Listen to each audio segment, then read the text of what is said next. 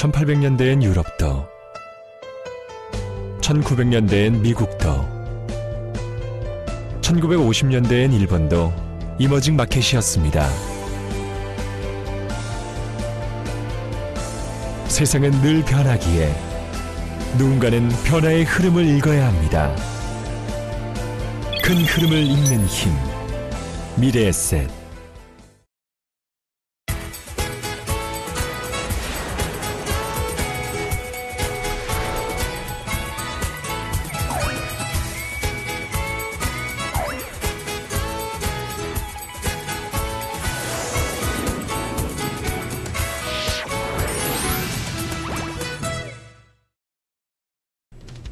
네, 안녕하세요. 슬기로운 펀드 생활의 전주원입니다. 오늘 슬기로운 펀드 생활은 지난주에 예고해드린 대로 특집으로 진행이 됩니다.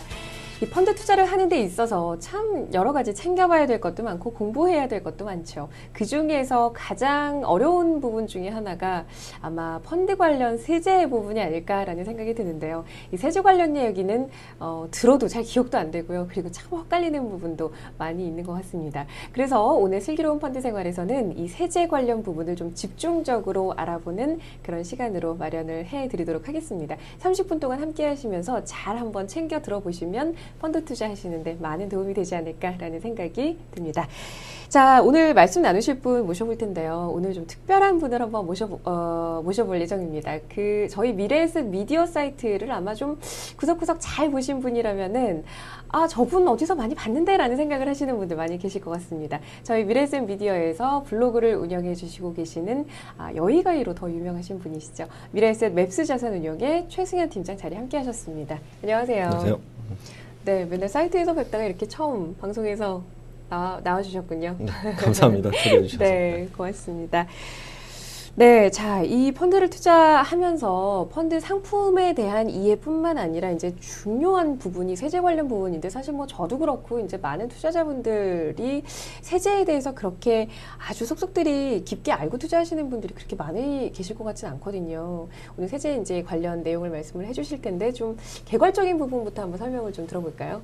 네, 펀드에 투자하다 보면 말씀하신 것처럼 실제로 손해가 났는데 세금을 내는 경우도 있고요. 네, 특히 작년에 해외 펀드가 한참 이제 많이 사랑받았을 때는 이제 주식 평가 차익은 비과세 혜택을 줬는데 정작 환차 손익은 이제 비과세 혜택을 주지 않아서 네. 결과적으로 손해가 많이 났는데 또 세금을 내신 분들이 많이 있습니다. 또 실제로 제도적으로 좀 보완이 돼서 일부 환급이 또 되고 있는 과정이긴 합니다만 그런데 이제 이 펀드의 세금을 이해하시려면 기준 가격이라는 것과 과표 기준 가격 이런 것들을 좀 이해를 하셔야 되는데요. 먼저 이제 기준 가격은 우리가 쉽게 생각하면 영업점에 방문하셔가지고 펀드를 가입하거나 판매하실 때 가격 매수하게 되는 기준이 되는 가격이 되고요. 네. 과표 기준 가격이라는 거는 이제 실제로는 그것과는 별개로 세금을 환매하고 가입할 때 이 세금을 계산하는 단위로 그 기준을 삼기 위해서 별도로 관리되는 가격인데요. 모든 펀드는 다 기준 가격과 과표 기준 가격 이 두 가지를 동시에 가지고 있습니다. 네. 그래서 좀 전에 설명드리면서 과세 손익, 비과세 손익 이런 것들을 말씀을 드렸는데요. 과세 손익은 우리가 펀드가 어디 이전 주식이나 채권 같은 데 투자를 할 때 그 투자의 결과로서 이 세금을 내야 되는 투자 대상들이 있고요. 네. 가장 대표적인 게 이제 채권 투자 손익, 또 해외 주식 투자 손익 이런 게 될 겁니다. 두 번째로 이제 비과세 손익으로 분류가 되는 것들이 있는데 가장 대표적인 게 우리 국내에 상장된 주식들은 매매를 했을 때 세금 내지 않거든요. 이런 대표적인 네. 비과세 손익이 되고요. 표를 잠깐 준비를 해봤는데요. 보시는 것처럼 우리가 펀드를 가입하고 판매할 때 기준되는 기준 가격에는 과세 손익과 비과세 손익이 모두가 다 반영이 되는데 우리가 세금을 계산하기 위해 사용하는 과표 기준 가격에는 과세 손익만 반영이 되고 비과세 손익은 반영이 전혀 되지 않습니다. 그러다 보니까 결과적으로 이 두 개의 기준 가격 사이에는 이제 차이가 발생을 하게 되는 거죠. 네, 그렇군요. 보통 이제 투자하시는 분들이 펀드에 있어서의 어떤 기준 가격이라는 얘기는 굉장히 많이 들어보셨을 것 같은데 기준 가격과 그 세금이 과세되는 과표 기준 가격이 따로 있다는 부분은 아마 좀 잘 챙겨보셔야 될 부분이 아닌가라는 생각이 드네요. 자, 그리고 앞서서 말씀을 하셨는데 이 손해가 난 펀드의 세금을 물리는 부분 때문에 이제 지난해 말 해외 펀드 쪽에서 이제 그런 얘기가 많이 나와서 참 많이 속상하신 분들 많이 계셨을 것 같은데 앞서서 이제 말씀을 잠깐 해주실 때 채권 투자 부분이라든가 이런 부분에 대해서도 좀 그런 일이 발생을 할 수가 있다는 말씀을 주셨는데 이 어떻게 그렇게 되는 건가요? 네, 그렇습니다. 방금 이제 말씀하신 그렇게 혼란스러운 경우는 우리 펀드가 과세 대상 자산과 비과세 대상 자산에 동시에 투자하게 되는 경우에 이런 일이 발생할 수 있는데요. 네. 왜냐하면 이제 과세 대상 자산에서는 이익이 나고 그렇지만 비과세 대상 자산에서는 손해가 또 많이 났을 경우에는 결과적으로는 마이너스인데 이제 그 이익이 좀 있는 경우가 있거든요. 네, 전체 합산했을 경우에요. 예. 그래서 예를 지금 들어보면요. 이렇게 100만 원 정도를 채권과 주식에 동시에 5대5로 투자를 한 사례인데요. 투자의 결과를 보면 사실은 이제 주식은 변동성이 큰 자산 아니겠습니까? 네, 그래서 이제 그렇죠. 주식이 뭐 예를 들어서 반토막이 났다. 그래서 이제 50이 25만 남아 있는 상태고요. 채권 같은 경우는 아주 안전자산, 대표적인 안전자산인데 처음에 50을 투자했지만 이제 한 10% 이익이 나서 55로 늘어났습니다. 그럼 이제 결과적으로는 이제 80 정도가 남아 있는 거거든요. 네. 80 정도가 남아 있는 셈인데 말이 이제 80이 남아있다는 의미는 결국 마이너스 20% 그렇죠. 수익이라는 전체적으로 뜻입니다. 봤을 네, 때. 그렇습니다. 네, 그렇지만 우리가 이 비과세 대상 손실에서는 이제 과표 기준 가격으로 반영이 되지 않기 때문에 기준 가격으로는 800원으로 마이너스가 나 있지만 과표 기준 가격으로는 이제 50원 오히려 이익이 있는 것처럼 판단이 되거든요. 네. 그래서 손실난 부분이 이제 무시가 되기 때문에요. 그렇습니다. 그래서 결과적으로는 세금을 지금 이만큼은 내셔야 되는 이런 상황이 됩니다. 네, 그렇군요. 그래서 이제 세전 수익률로 따지면 사실 이제 뭐 마이너스 20% 정도인데 세금이 부과가 돼서 세후 수익률로 따져보니까 20%보다 더 낮아지는 네, 참 이 속이 상하는 속이 상한다고 표현을 해야 될까요? 그런 부분이 있는 것 같습니다. 사실 이제 매매 차익에 따라서 뭐 과세 대상이냐 비과세 대상이냐에 따라서 이런 부분이 발생을 하기 때문에 사실 이런 부분은 모르고 계시는 분들이 더 많지 않을까라는 생각이 드는데 잘 한번 챙겨봐야 되지 않을까라는 생각이 듭니다. 자, 그리고 얼마 전에 이 시장의 세금 펀드 쪽에 이제 세금 부분은 워낙에 뭐 소득세법이라든가 관련 세법에 따라서 좀 이렇게 많이 움직이는 경우가 많이 있는 것 같은데요. 사실 관련 세금을 챙겨보기도 쉽지 않은데 법이 개정되는 부분까지 저희 투자자분들이 챙겨보시는 거는 참 어려운 일인데요. 얼마 전에 소득세법이 개정이 된다는 얘기가 들리던데 어떤가요? 네, 그렇습니다.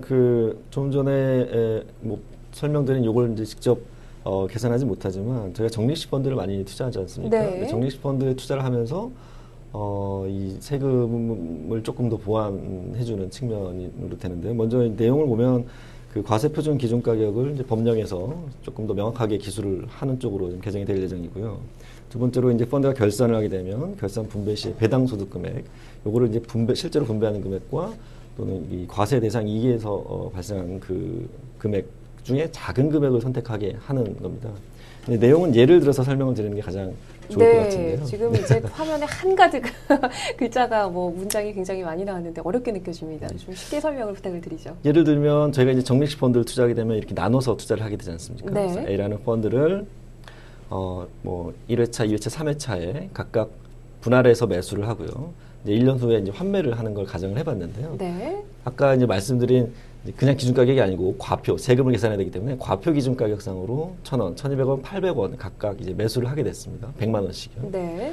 그리고 이제 투자의 결과를 보게 되면 1년이 지나서 환매가 되는 시점에는 이제 그 세금 계산은 자기가 환매하는 시점에 그 기준 가격과 과표 기준 가격과 자기가 매수 취득했던 그 시점에 과표 기준 가격 두 개를 비교를 하게 되는데요. 네. 1회차에 매수한 거는 1,000원에 매수했으니까 1,100원에 환매를 하면 100원이 이제 이익이 난 상태고요. 그렇죠. 2회차 매수분은 반대로 이제 마이너스 100원입니다. 왜냐하면 1,200원에 샀는데 1,100원에 내가 환매를 한 거니까. 3회차 매수분은 이제 이익이 좀 많이 났죠. 300원 정도 이익이 난 상태인데요. 이 세금을 계산할 때는 각각 그 매수분 수익증권에 대해서 세율을 각각 곱해주게 됩니다. 네. 그렇게 되면 이제 100원에서 15.4원, 300원에서 46원. 물론 마이너스 손실이 난 거는 세금이 없는 거죠. 다 더하면 61원 정도가 나오는데 사실은 이 금액은 이익금이 실제 이익금은 300원이지만 100원과 300원 더해서 400원의 15.4%가 되는 거거든요. 이게 네. 이제 기존의 세금을 계산하는 방식이었는데 지금 이번에 바뀐 소득세법 시행령은 이런 부분을 좀 보완해서 이 두 개를 상기를 시키자. 뭐 이렇게 이제 바뀌는 겁니다. 네, 지금 이제 두 번째 2회차 매수 시에서 마이너스 100원 손실이 난 부분은 이제 영원으로 처리가 되면서 손실로 인정이 되지 않으면서 400원의 이익이 난 걸로 이제 계산이 됐다는 부분인데, 그렇다면 일단은 지금 이제 숫자가 굉장히 많이 나오고 계산이 막 나오기 때문에 뭐 저도 그렇고 굉장히 좀 복잡하게 느껴지는데요. 이번에 개정되는 그런 관련 법률에 따르면 어떤 부분이 저희 투자자분들께 실제로 이득이 되는 부분인지, 좀 좋게 고쳐지는 부분인지가 궁금합니다. 네, 단적으로 말을 하면 이게 각각의 펀드로는 안 되고요. 하나의 이제 펀드를 하나의 이제 수익증권 계좌를 통해서 이렇게 분할해서 매수한 경우에는 이런 혜택을 볼 수 있고요. 네. 특히 이 제도는 이제 투자 대상 자산이 과세 대상 자산이면서 뭐 채권형 이런 그 국내 상장 주식형은 이제 큰 의미가 없지만, 이제 투자 대상 자산이 해외 주식 같은 과세